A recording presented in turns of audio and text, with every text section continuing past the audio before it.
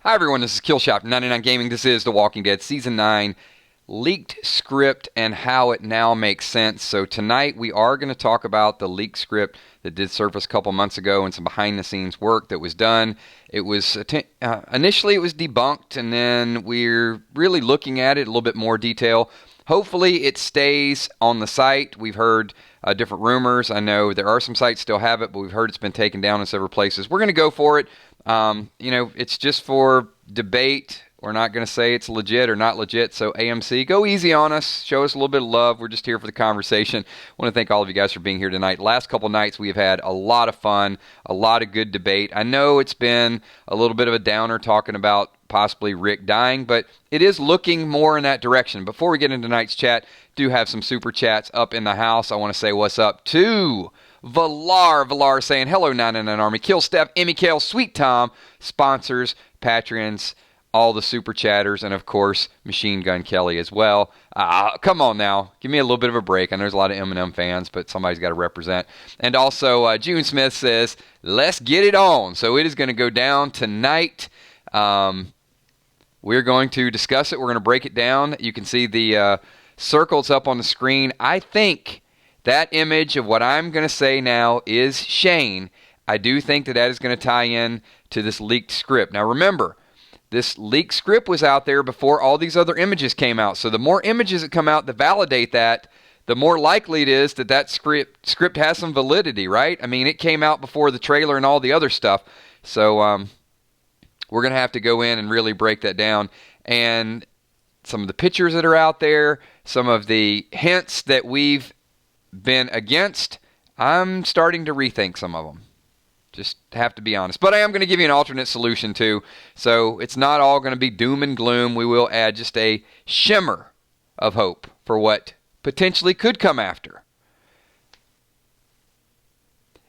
So Stephen Chip says, why is Shane riding a horse seems a little bit weak? Well, the horse is definitely the metaphor. And I think it's going to be Rick's final moment. So we're going to jump into this because there's a couple other things. I don't want to just focus on the horse just yet because that is going to be part of what we talk about. We can also take a look at that image, which is completely surrounded by walkers. And of course, as promised, let's just go ahead and get the script up on the scene. So the script was out before all these other little tidbits that are out there, and hopefully this is a little bit more readable. I know we talked about it one time, and I was reading some of the things that were enclosed in this, and it wasn't crystal clear. It's pretty clear what's up there right now. Now, initially, we've got some background noise. Initially, we thought about this, and we said, look, why would they leak this? You know, the circle's not a coffee mug. It's too exact. This is done on purpose. So if you guys were here last night, remember we talked about intentional leaks, that this was a big discovery, and Spoiling Dead Fanpage, who got a hold of this, it was on an Instagram site, they pulled it down, and then did a little bit of work, darkened it up, put the mirror up there, did the detective work. A lot of other people have added bits and pieces to it. Certainly. So because it was so obvious, like Kimberly G says, Gimple loves to mess with us.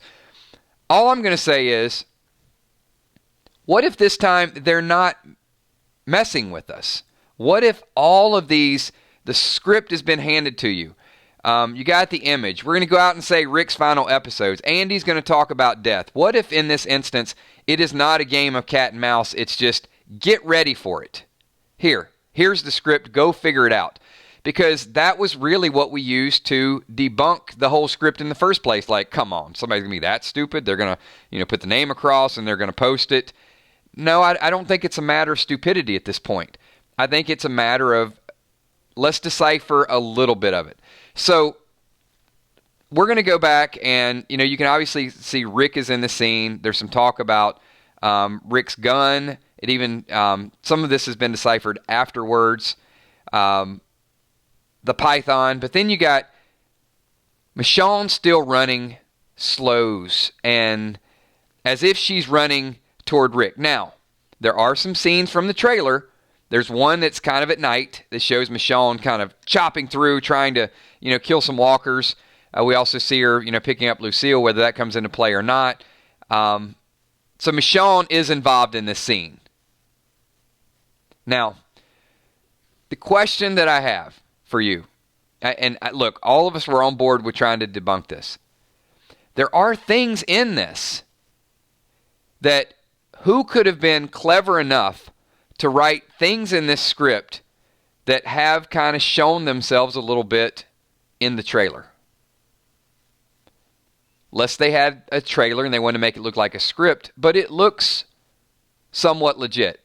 But when I questioned it, I just said it's too obvious.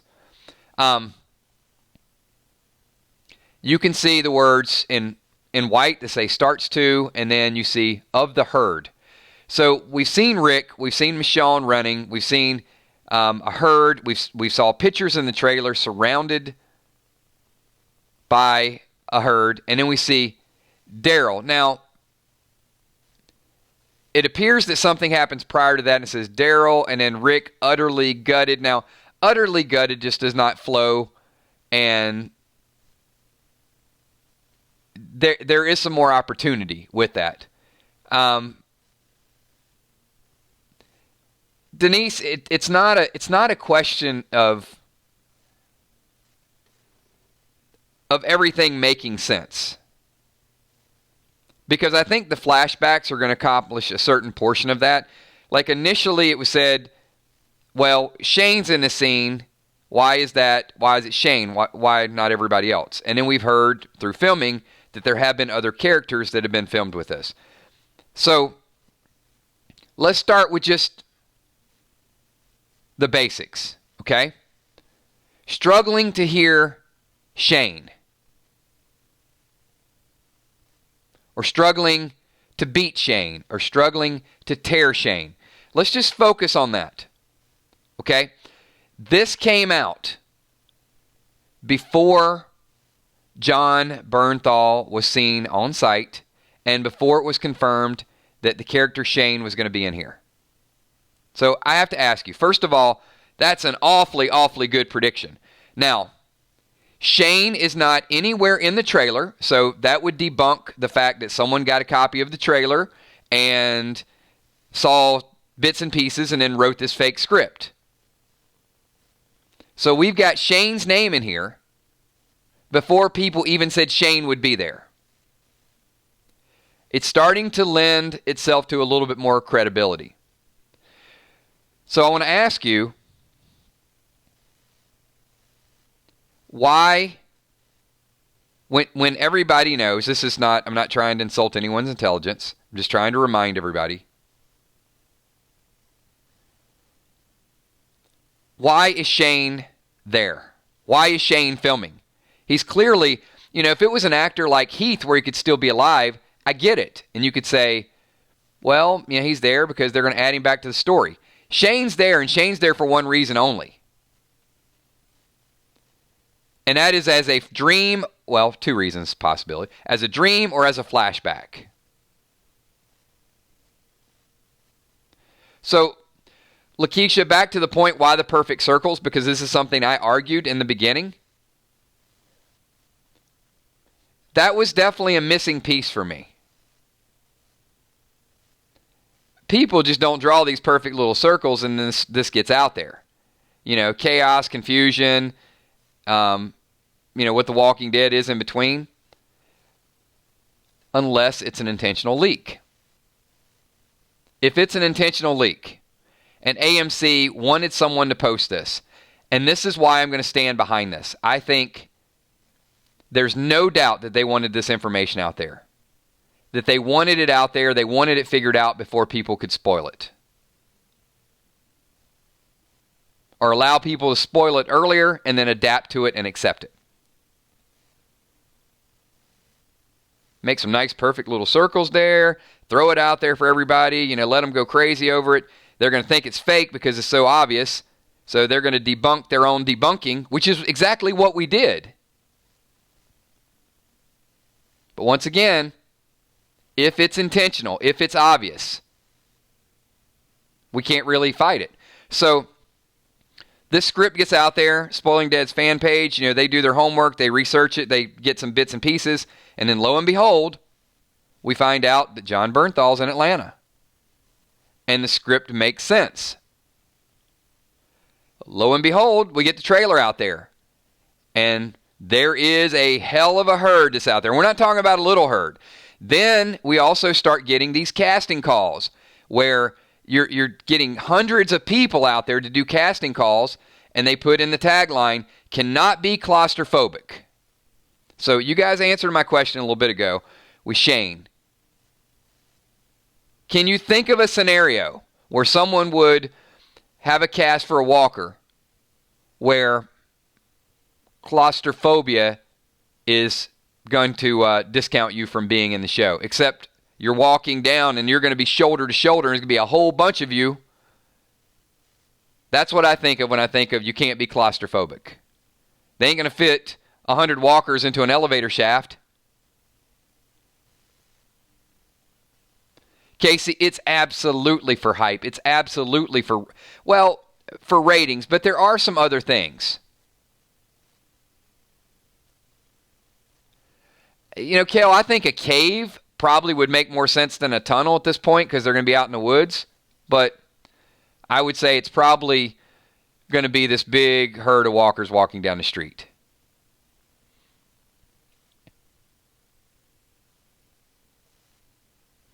So Logan brings up the point, Rick having hallucinations doesn't mean he's dying. Dehydration and other things could cause this. I thought about that as well. And one of the comments when I was doing the video, about 2 months ago, maybe a month ago, and we started talking about the script in the first place, someone brought up the fact of why would they bring Shane back for something as simple as dehydration or hallucinations? And they said, if they're going to bring Shane back, it's a big deal. That this is like a paying tribute to Rick Grimes, getting all of these people back. And as we said, it was like, okay, well, Rick's dying. Last person he's seeing is not Shane. I would disagree. As of today, new information, as much information as you're going to get out of Scott Gimple. And let me give you most of his quote. There's not a lot to it, so it's easy to remember. But Scott Gimple said in an interview and said, he confirmed Shane would be there, and he said, Shane's scene with Rick will be extremely heavy. Now, we know what heavy means, right? It's emotional. It's going to wear on you. So this is not just going to be Rick dreaming, and he has this moment of clarity with Shane. So I'm going to do something that I love to do. Because I love to extend the predictions. And I love to take a little bit of spoiler and a little bit of theory and just wrap it all together and just bake something. So we're going to bake this theory up. Because there's other information that's out there in addition to the script, in addition to some of the pictures that were taken, in addition to things that I have tried to debunk. But we've got about 400 people here, so we're not going to give you that prediction until we get everybody hitting the like button. So come on, 999 Army, show a little bit of love if you guys want this bold new prediction. It's going to be heavy, so it does fall in line with what Scott's talking about. Slap that like button. Let's work this thing out. Let's talk about it. All right, we're going to ramp this thing up in a second. I see some good comments, so I'm going to jump around and get a few comments in here as well.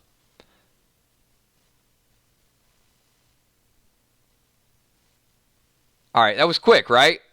The 999 Army just represented. All right, and one more thing before I get into this prediction. Look at this. I got a super chat, so I got to stop. So I got to do super chat, and then we got to do the one more thing and then the prediction.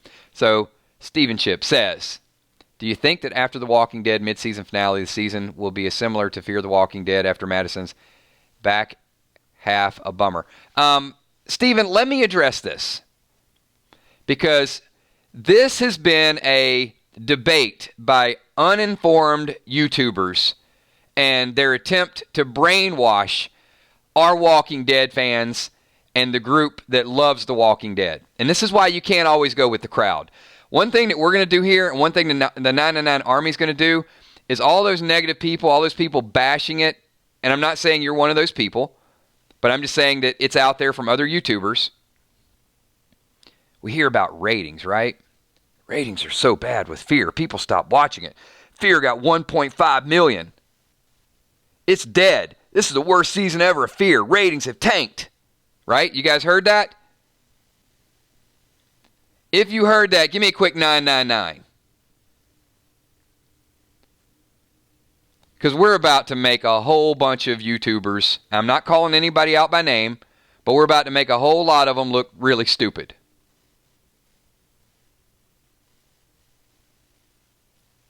Okay. There is a brand new metric. I want you guys to check this out. It's called Live Plus 7. Anybody heard of Live Plus 7? If not, I want you to check it out. It's not true. It's absolutely untrue. Fear is actually growing ratings to a higher level. This season is much better.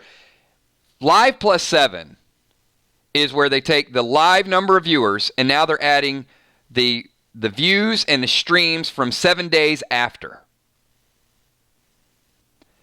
And what they're finding out is Fear's actually growing its audience. Had 1.5 million, added another million plus viewers in the plus 7. The 7 days afterwards where people were either working, they were going back watching the streams, but they watched the episode. Best season of Fear, and the ratings are probably the second best to the first season when it was brand new. So don't sleep on Fear. Fear's not getting 1.5 million. It's getting 2.5 to 2.8 million per week. So you can't just jump in and buy into what people are saying. People are streaming, they're watching after the fact, they're TiVoing stuff, they're watching on AMC site, but there are new ways to chart this stuff where it's not all doom and gloom. So hold on, I got another super chat because I did want to bring that up in tonight's video. Valar with a super chat says, I have a theory. Bear with me. Suppose one bridge, Rick gets gutted by a whisper and he passes out, but he sees himself laying on the ground confused. He's looking, also sees Shane on the horse leading the walkers away. So Valar, I'm not going to try to disprove that because I think it's strong.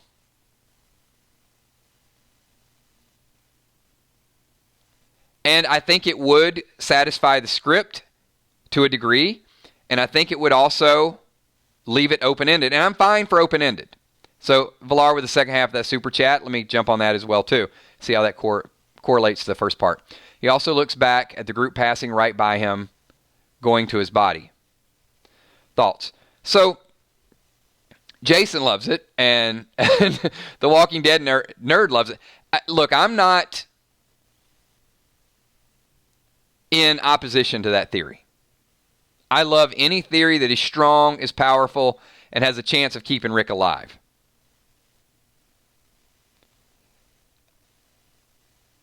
And I hope that that is strong enough that, and it's the reason why spoiler sites have pulled back a little bit and said, well, maybe we've heard it could be open-ended at this point. I would love it. And Valar, I'm going to tie something in to your theory in a little bit, but I wanted to save that because I kind of wanted to end on a higher note, to be honest with you. And your super chat is a much higher note because I do want to lay out some more potential death scenarios before we start adding to some possibilities. And not because I like it, but because I feel like we just got to get it out there. And it's not Rick's head on a pike. I think it's unlikely we ever see Rick's head on a pike, especially since we're not going to get the whispers until 5 years from now. All right. So let me tie into a little bit of what we're talking about. So we also see that Maggie, Carol, they're going in to try to save Rick. And it says, continuously struggles to break free, but, and then Rick is gone, according to the script. Now, Maggie holding Michonne back, that would be tough to do, but if it's for Judy, you could see kind of how that would play out. So I did say that I would talk a little bit about why the Shane horse scene could tie into the script.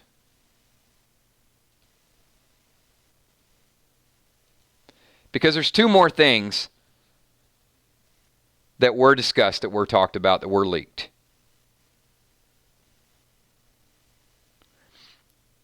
So, the white horse,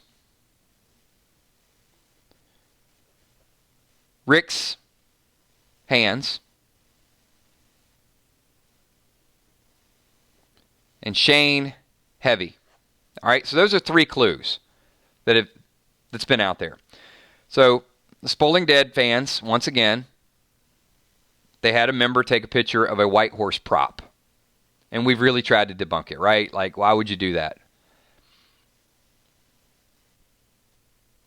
And some of my sponsors, even on this channel, Julie, I think it was Julie actually, you brought up the other day about the handprint on the white horse.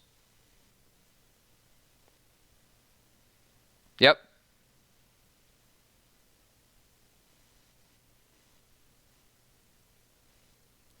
And now we also feel like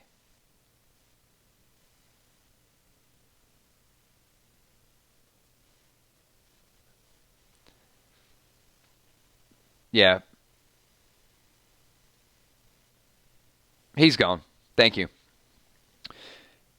We also feel like the Shane heavy scene does play into Rick being surrounded by walkers. Okay.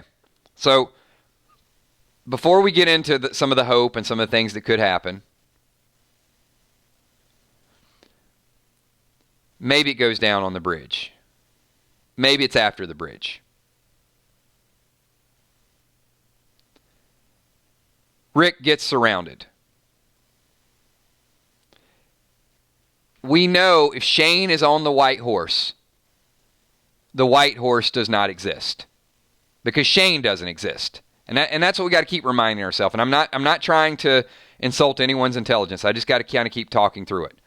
So John's here. John's filming. He's filming somebody that Rick is imagining on a horse that doesn't exist. And a heavy ending. So it all has to be symbolic in nature.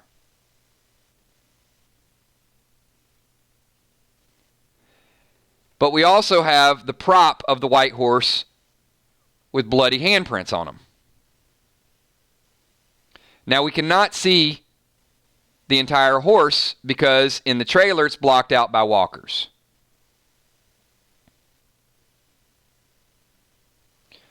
But we also have Rick talking to the audience afterwards with remnants of blood on his hands. So, it does appear as if, unless there's an awful lot of trickery going on, Shane was on the horse, Rick's hands are covered in blood, Rick reached up to touch the horse in some method, and that's where we got to talk through it a little bit. Is Shane there to metaphorically save Rick? Is it symbolic that death rides on a white horse and Shane is leading Rick to what's next? I know it's deep.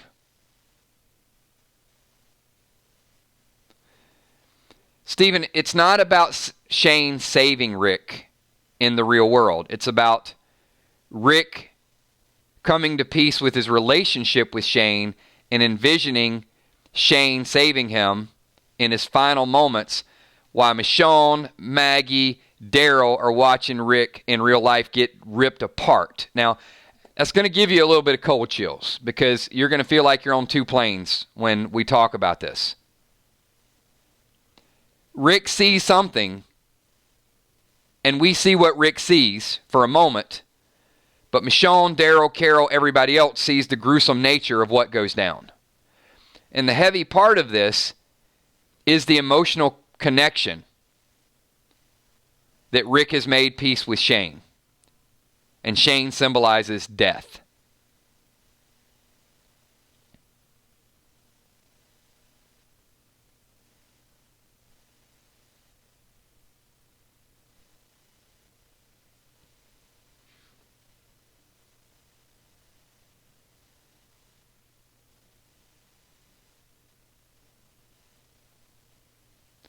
Adam, we are absolutely trying to break it down, but you're not, because clearly you don't want to be here, so don't. Peace, brother. Jason Mixologist says, well, I think Shane is Rick's guide to look back on Rick's legacy and what he accomplished. Rick is going to see all who is lost. Example, Herschel, Glenn, Sasha, Carl, and Lori. And see, that's where, Jason, I think you're absolutely right. So the loose end that we were trying to tie up there was, why Shane? Well, Shane might not be the most important, and Shane may not be first, but I'm okay with Shane being last after we've had this moment to sort of see the images of Rick and Carl and to see the vision of Lori and to see how this world changes people.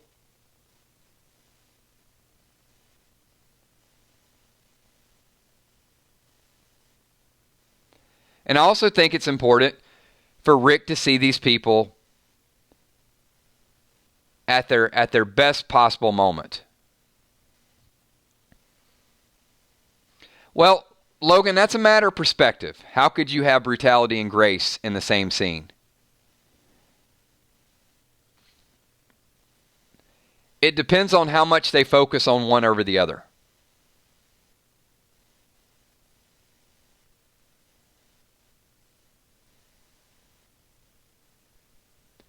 And both have been mentioned, and I do think this scenario would satisfy both, right? If they say it's epic, and they say it's brutal, and they say the interaction between Shane and Rick is heavy, it's going to be a little heart-wrenching.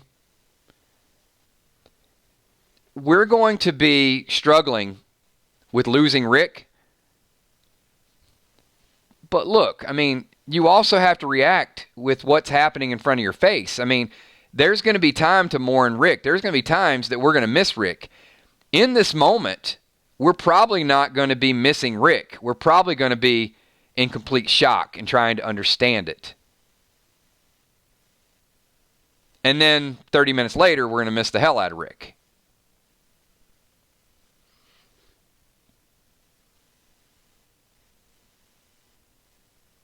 And Brian Moore, I don't disagree with that. Rick's story started with Shane.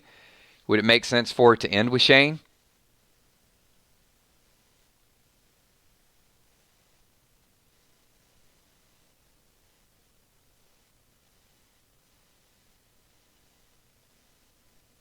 And certainly, there's going to be anger. And certainly there's going to be hurt. And certainly there's going to be loss. And these are going to be the things that we probably got to deal with. And then accepting what's next, accepting the next story.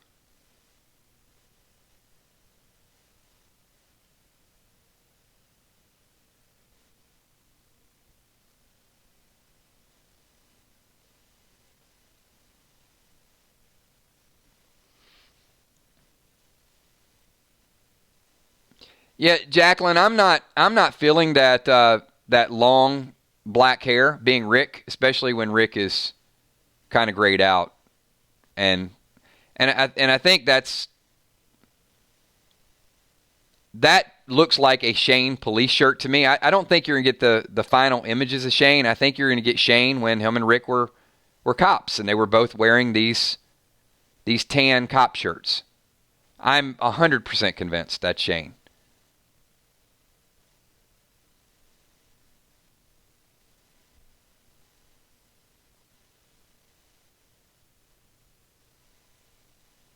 And even when they re-uploaded the trailer, the newer version, it's more obvious. The hair, it's more obvious.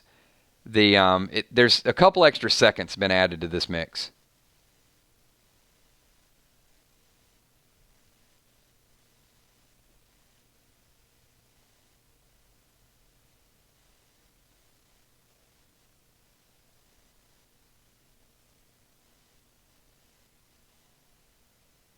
I'm just checking out a couple comments.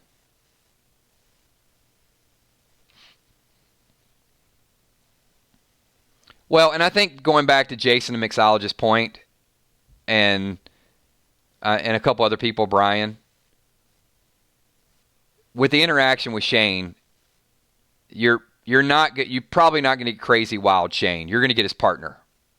You're going to get his partner trying to help him. And now,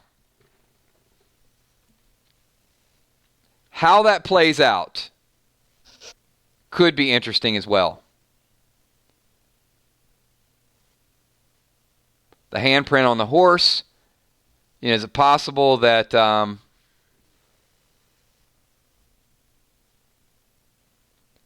he lifts Rick onto the front of the horse and rides away? Not on the back of the horse, clearly.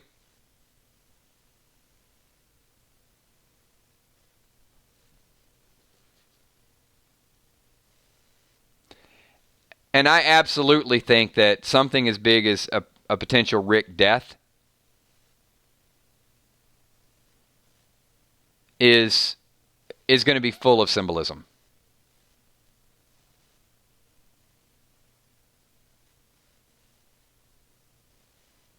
Well, the other reason why I'm struggling with our helicopter theory, and I loved it, is because you see these images of Jadis phoning in the helicopter, and I just couldn't get through the fact of how's Rick going to get to that situation without being ripped apart. And then when Angela Kang came out and said, we will learn a little bit more about the helicopter and then how it's going to connect to other communities later on, she seemed like she downplayed it. And I feel like if that helicopter rescues Rick, that she would have just avoided it altogether. So I got another super chat. Let me jump over to this. This is Six Side Sports saying, I don't think people realize how big of a character Shane is. Without Shane, his death and his story, Rick isn't who he is today. So I think it's only fitting Rick's story begins and ends with Shane. So, I feel like, thanks for that, Six Side Sports, because I do feel like because of, Shane shaving his head and all the drama and seemed like he backstabbed Rick to a certain degree. And in the comics, he didn't last very long in the comics. I was a little surprised by that when I went back and read it. But on the TV show, making it as long as he did, as opposed to the comics, I think his character was huge. And that compassion of being able to forgive the person that caused a lot of issues for you, I think that's important closure. Dawn of the Frank, is it more about Shane forgiving Rick or Rick forgiving Shane or both forgiving each other because of what the world did to them? So you know what, Dawn of the Frank, I'm going to make that our super chat spotlight. So I want all the audience, you guys could do me a huge favor. Answer that question with me. Is it about Rick's closure for Shane? Is it about Rick feeling like Shane also forgives him even though he's dead? Or is it about just a mutual respect because the world affected both of them? I think there's going to be a lot of boths in here. I would agree with that.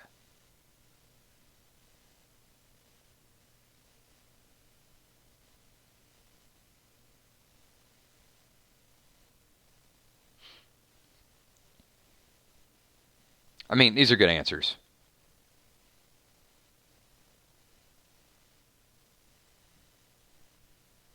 So one thing that can't get lost in the shuffle here is the fact that a lot of these people were good people. They were normal people before they had to see what they see and be involved in what happened. Great point, Toledo. The fact that Rick kept his daughter alive. They have that connection. They have that bond. That Rick knows that Judith isn't his, and he has an obligation to Judith, and he still feels that connection to Shane.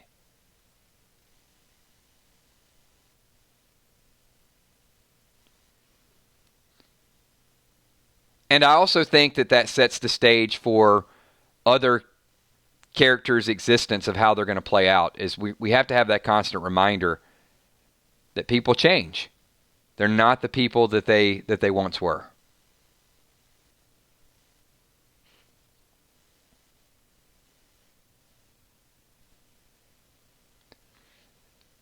Does open up a different storyline for Negan, right?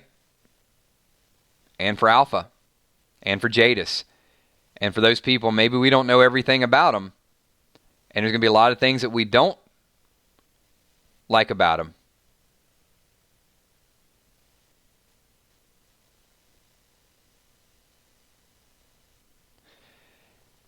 And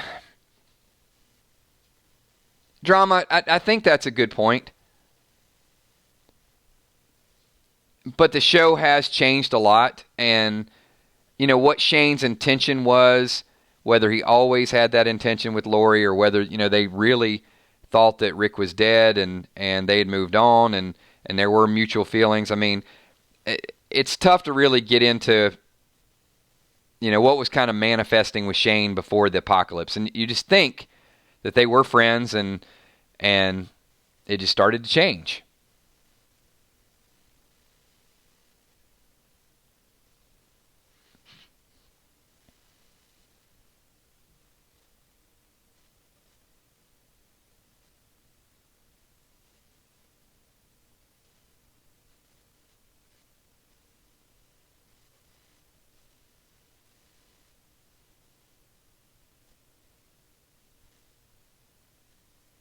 Good comments. I mean, really good comments about the Shane, Rick, Lori ordeal.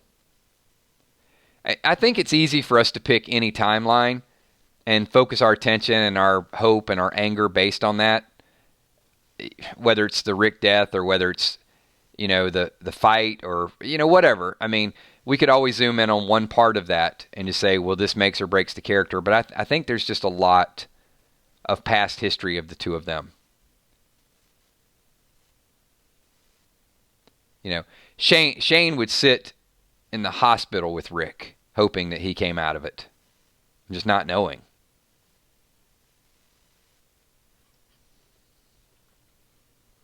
So I think Rick's accepted a portion of it, but I don't know that he's ever forgiven it. And Delmarva, who knows? I mean, we don't know how the scene with Lori and with Herschel and with Sasha and Carl all going to play out. But wouldn't you think that there's a part of Rick that would be relieved? Just to kind of not have to lead anymore and to go be with his son in the afterlife?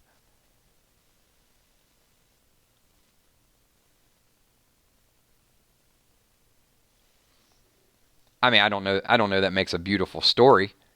I think we'd all rather be open-ended and Andy just stick around a little bit longer. But, maybe that's what they foresee as epic.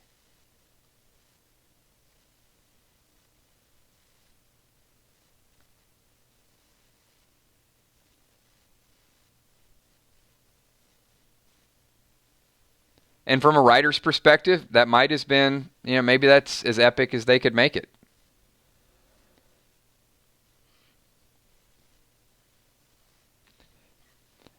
So I think it checks most of the boxes we were looking for. Epic, brutal, graceful, heavy. The last few days, these are all things that we've heard. So let's talk about a couple different theories. So let's kind of flip it a little bit, because I've gotten a ton of messages from people over the last couple days, either through Kick or through Messenger. And I think BK Harp was one that talked a little bit about the smoke in the background when Michonne, Rick, and Judy were looking at the birds, and you could see something looked like it was burning. Certainly that's there. Now, these theories will probably not tie into the script very much. And once again, if you guys want to see the script, I'll leave it up on this because I don't want to, put it up there too much for risk of it being taken down. You guys can always rewind and watch a little bit of it if you want to read it or take a picture of it so you have a permanent copy. And also a little bit of what Villar talked about earlier with Rick being injured, or, I've also heard Rick, we talked about Rick being bitten by a whisper, and then, they think that he's doomed and he's not really a walker that bit him. I don't know in itself that that's epic.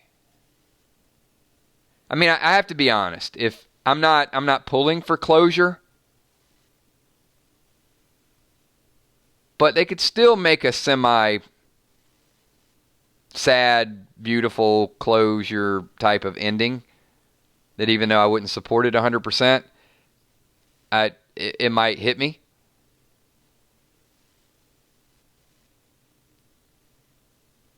So I got a question for the group. So if you don't feel comfortable answering, please don't, but I'm going to throw it out there anyway. If Rick is surrounded, as it says in the script, and he gives his life to save other people, probably Negan, and they just can't get to him without dying themselves, we know it's over. And Michonne's trying to get there, and Maggie's the voice, like, you can't save him. And we see Rick going down for the count, trying to fight him off, doing the best he can. But he's losing the battle. And his life starts to flash before his eyes, and he sees, at first more of the minor or less significant characters, Sasha, Herschel, and then it goes to Lori, Carl, and then ends with Shane kind of leading the walkers away. How many people think that they will absolutely be an emotional wreck and be in tears? That's my question. I want to set the stage. But I want to see what you think your reaction to that would be.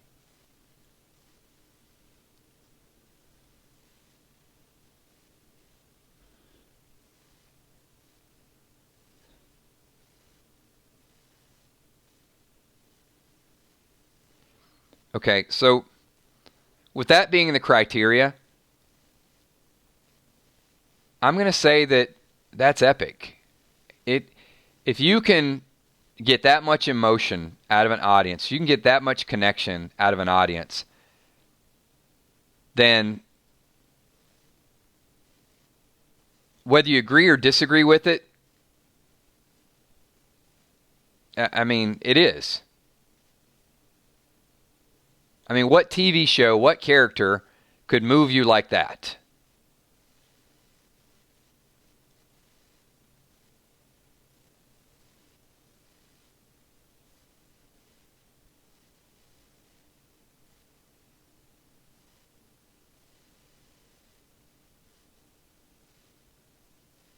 So, and like I said,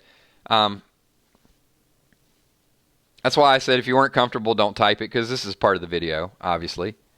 And those of you watching the playback, I mean, you can see how emotional this is, so please, when you watch the playback, leave your comments, leave your response to this as well. Especially Robin W. with my playback shout-out. I got a ton of people watch playbacks because they can't catch it all live. So as we talked about before with ratings of Fear the Walking Dead, I know firsthand how that works because we get somewhere in our streams. You guys see concurrently watching. We have 400 to 500 people, and when we're in season, that's 400 or 500 concurrent people because we have people reviving in and out. So last night's stream, we had 2,100 people before the video process. That's a lot of people in a live stream, either coming or going, or a lot of you guys stayed the whole time. But by the time you get to, hour and 15 minute streams, we have another 15, 20, 30,000 people that watch the videos in some cases.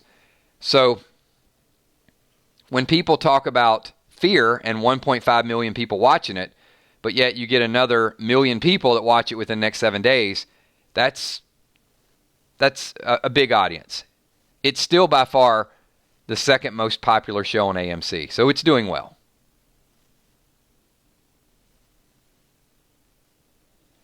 When we go live October 7th with the reaction, we will probably have, I'm going to say, 6,000 to 7,000 people live.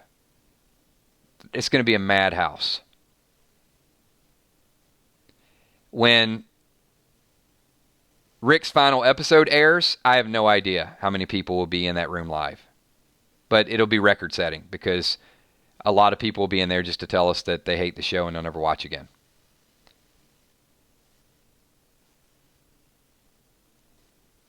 And Logan, there's a good point. Logan says, I usually watch Fear on Monday.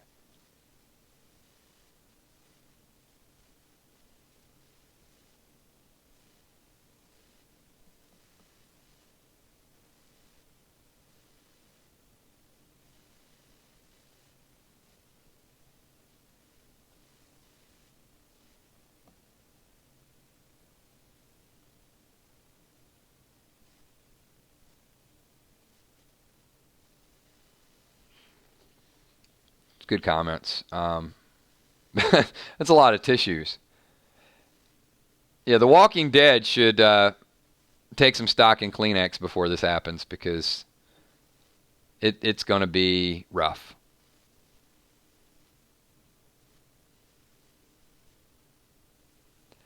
So one of the things that I'm going to have to do with each of you is those of you that are a little bit more, I don't want to say level-headed. That's not the word I'm looking for. Let me backtrack that. Those of you that don't get too emotional, you're really going to have to help me in these streams because there's going to be some passion. So I'm going to need the entire army to show up. And some people are going to have to work as a support mechanism. Some people are just going to have to...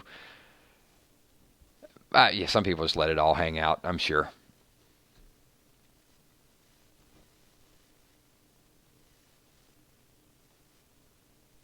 There you go. That's what I'm like. At least my mod's got my back already.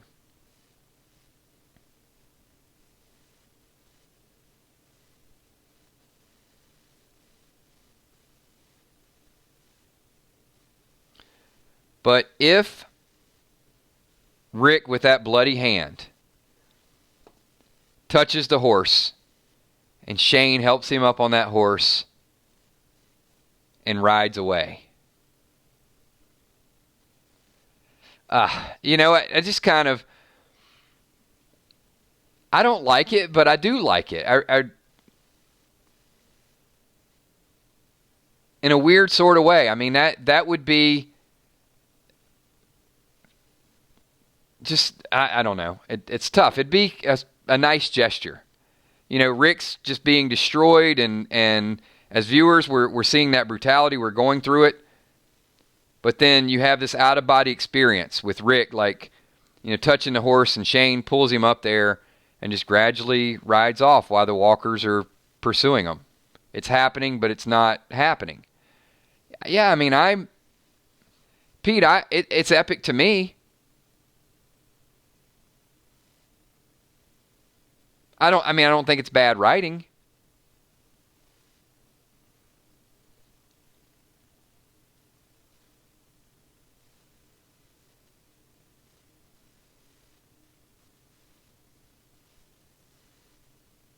But You know, Randy, I don't write for the show.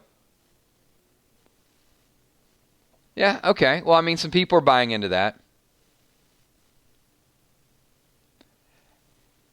And look, if they would have chose me for the role of Rick Grimes, first of all, I wouldn't have had to fake the Southern accent. Second of all, I would have given them 20 seasons. And third, I would have been smart. I would have had a stockpile of like Quaker instant grits. Because you know you can live on grits. They would have never ran out of food if they would just like took all the grits they could find.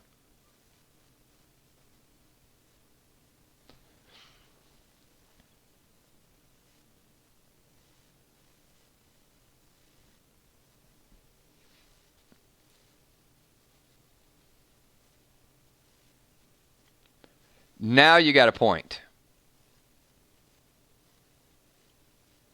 Okay, let's address a couple more rumors because we got a few more minutes here. And, tonight's been pretty well rounded. We've talked about the leaked script. We've talked about some scenarios. We've talked about some survival scenarios.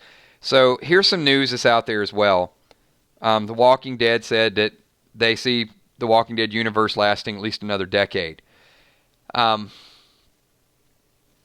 That has led to speculation that Rick survives it. So I got a question. Or they do a Rick Grimes movie or something that could happen.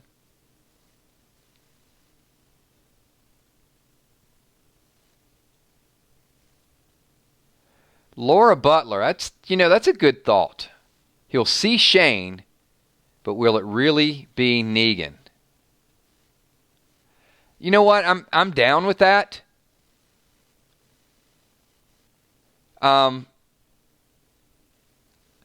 I think he'll see Negan. And he'll try to save Negan. And then as his life's flashing, maybe he sees Shane in Negan's place or something. But Shane's not real and the horse isn't real. So whatever he sees is just not what everybody else is going to be seeing. And I don't think it's going to be in like solitude. I think there's going to be major people. The people that are closest to Rick are going to observe this. This is going to be Carol. This is why I feel the script is. I think the script is legit. I know I've spent time trying to debunk it. Carol's there. Daryl's there. Michonne's there. And Maggie's there.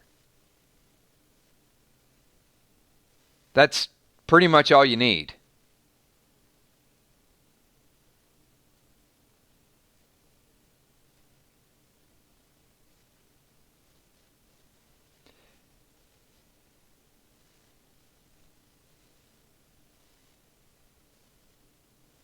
And those are the people that are called out in the script. So once again, the script came out prior to the trailer. It's just got some things that it's hard to argue with.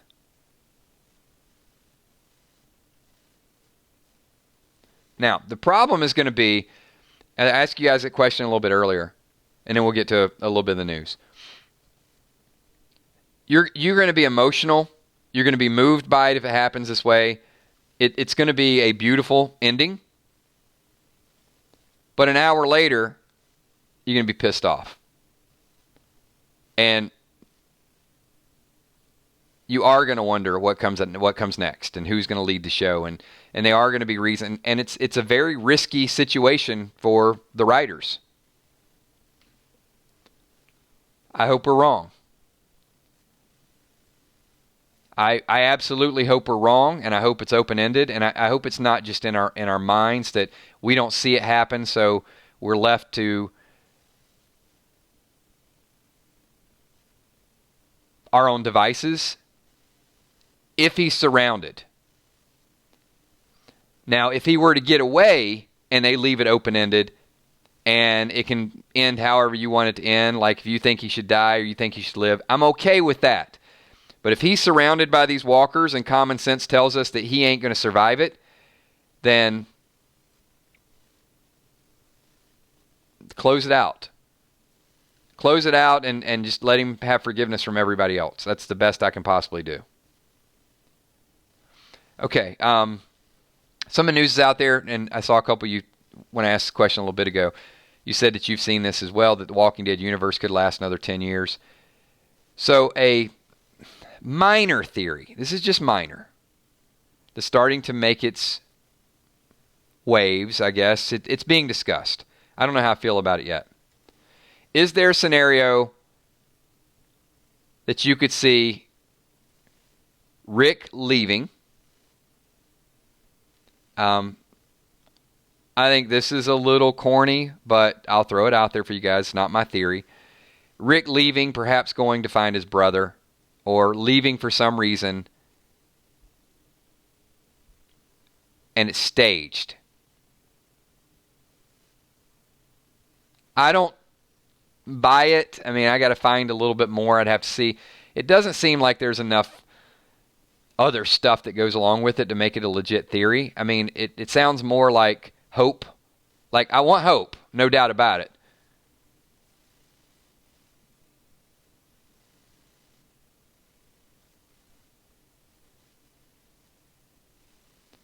Yeah, good. Okay, I mean, that's just one of the scenarios that I've heard.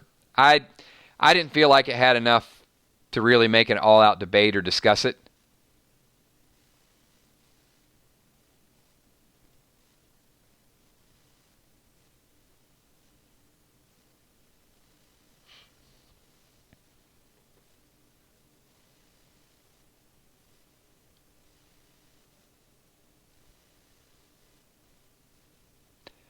Well, and I think, in the comics, it was his brother was probably outside of Spain. And, those are just people that are kind of throwing it out there to say, all right, well, yeah, Rick could go back and actually film somewhere in Europe, and that would kind of help him and his family. So I think it's more people trying to justify what's next for Rick if he were to move back. If they would have like a spinoff of Walking Dead UK or Walking Dead, somewhere where he could be closer to home. I mean, just a thought, not my thought. Six Eyed Sports says, can you imagine if Rick's brother Jeffrey shows up after Rick's death? Can you imagine if Morgan runs into Rick's brother Jeffrey and brings him up there?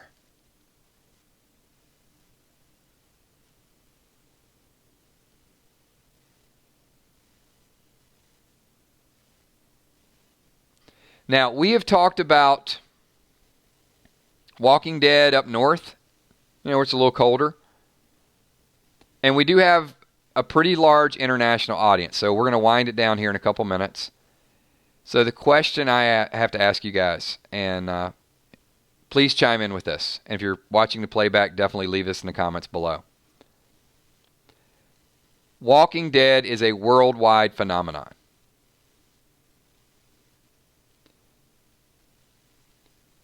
Can they go international?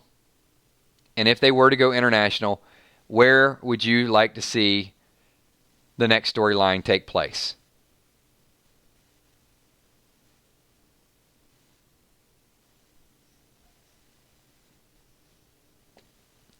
Because if they're talking 10 more years, I think they're talking movies and spinoffs. What I heard was a Walking Dead movie and potential spinoffs.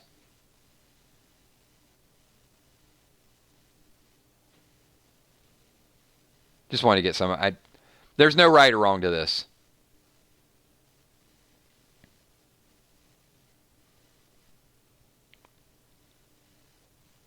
So would it be crazy rich Asian walkers? I saw some people talking about Asia. You never know.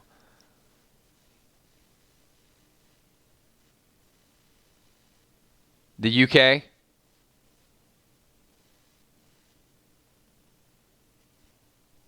Australia? Fair enough.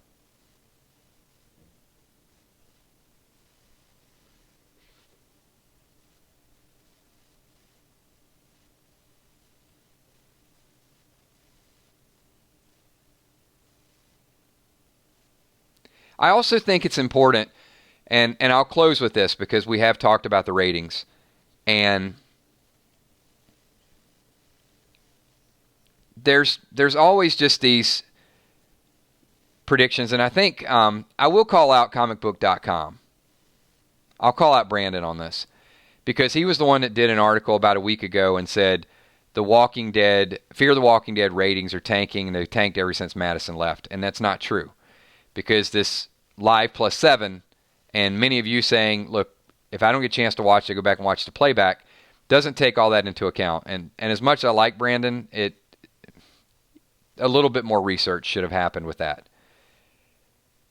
So the reason I think that's important to point that out is because it does suggest that a spinoff could possibly work. And if you don't feel like Fear the Walking Dead is doing well, then the first thing you're going to say is, well, why would they do another spinoff? Because the other show they did is not working. So if they're talking about this universe 10 more years, they feel pretty good about where it's at right now.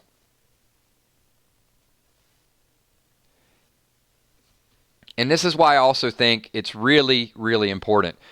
Because more so than ratings numbers, and I know everybody's got to have a scorecard, my scorecard for Fear the Walking Dead is every week when I ask you guys to rate the show and we do our reaction and you rate it again.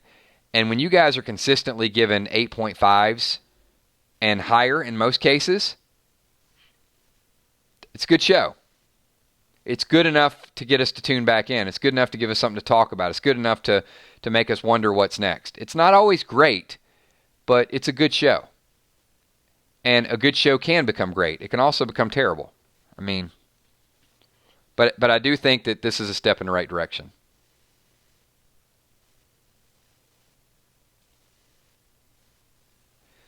That's a good point. Commonwealth spinoff. So there are other groups out there that they could certainly focus on. All right, everybody, we have hit an hour and 2 minutes. So we've had some really good streams the last couple days. Packed house, good audience, good interaction. You guys are absolutely amazing. The Walking Dead series is worth $3.6 billion. I mean, that's crazy. So people talk about how they cut corners. They talk so many things and how they're not paying actors. They have the money. And on that note, I think that's a real positive note. Just want to let everybody know a little bit of the schedule before we wind it down, do our shout-outs and everything. So hold tight. Don't just tune out just yet. I got some important announcements. We will stream tomorrow night at 9:30. We're going to talk The Walking Dead. I promised you guys we're going to get into timelines. Once again, we are going to ramp up our sports channel this weekend. So if you guys go to our main page, 909 Gaming, you'll see 909 Sports. I know many of you have already subscribed over there. So if you like college football, tune in. I think we usually do around 11 o'clock on Saturday. I'll post that a little bit later on. And then Sunday, we'll talk professional football. Sunday night, 8 o'clock, we do our Fear the Walking Dead countdown. Then we do reactions.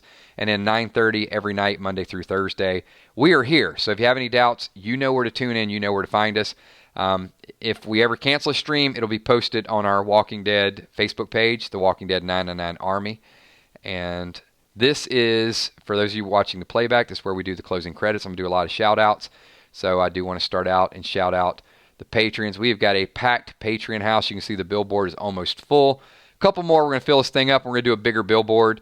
All those people up there, they're Patreons, actually support the channel financially through an external website. There's a link down below.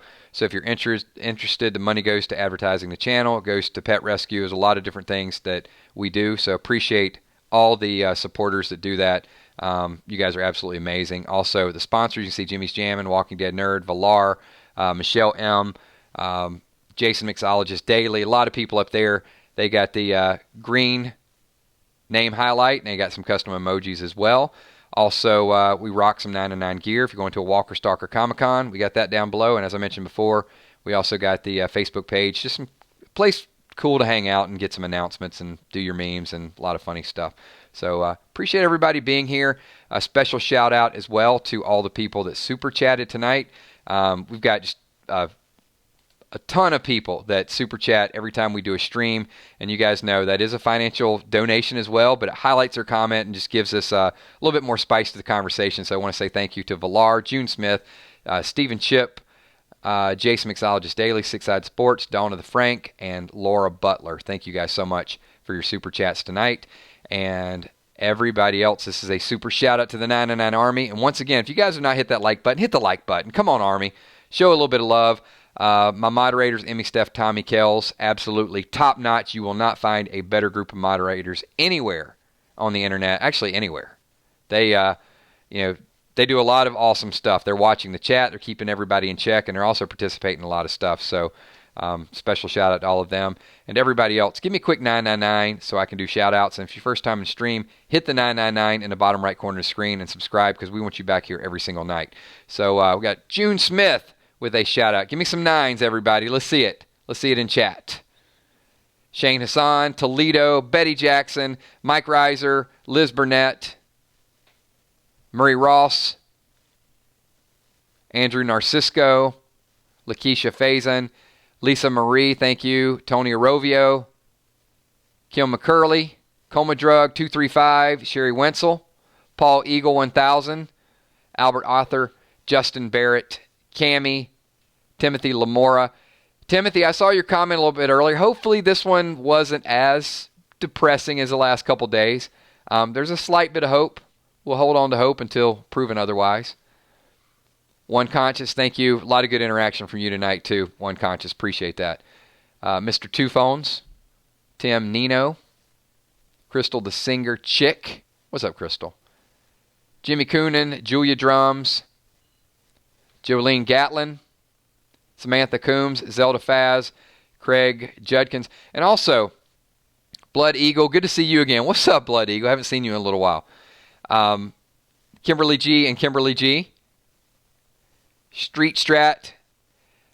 Maggie B, thank you. A lot of these names, Rhonda DeLuca, Phoenix Rising, many of you see them here every single night. And so I'm doing shout outs, but I want to give a super shout out to those of you that actually are here every single night. And nothing against the people that aren't. I know everybody's got schedules and they work different hours. But, those of you that are here and kind of participate in the chat, you get shout out A and the other people get shout out AB. How about that? Fair enough. Just a little extra. DJ Lowkey, Delmarva 1971. What's up?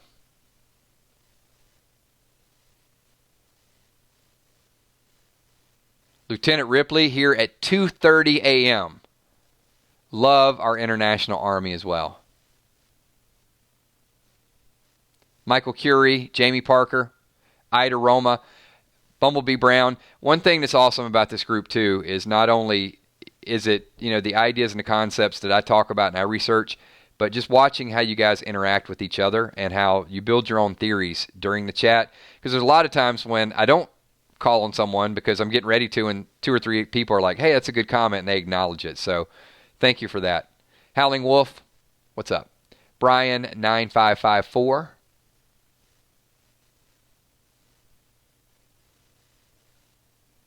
And wait a minute. Did I miss a birthday? Is today Maggie B's birthday?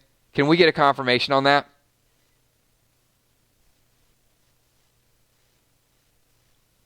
Just got to make sure. Where's Maggie?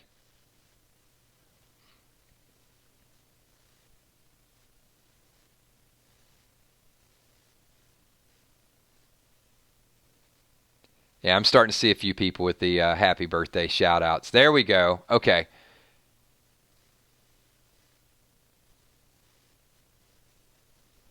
All right, everybody. Also, really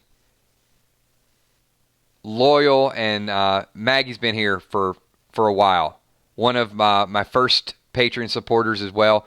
So if you guys give a happy birthday shout out to Maggie B, that would be awesome.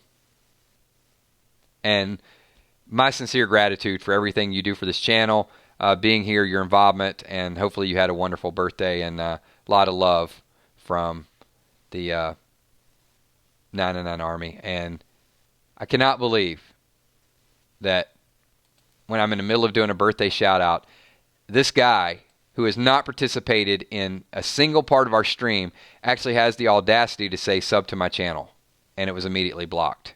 See, the moderators are just super fast. Blows my mind. How are you not even going to say a word about The Walking Dead and jump into our stream at the end of our stream and do that? Crazy.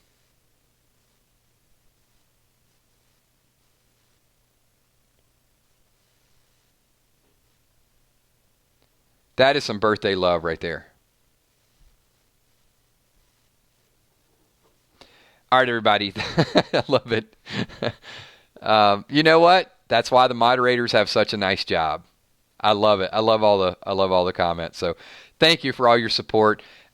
We don't need 500,000 people.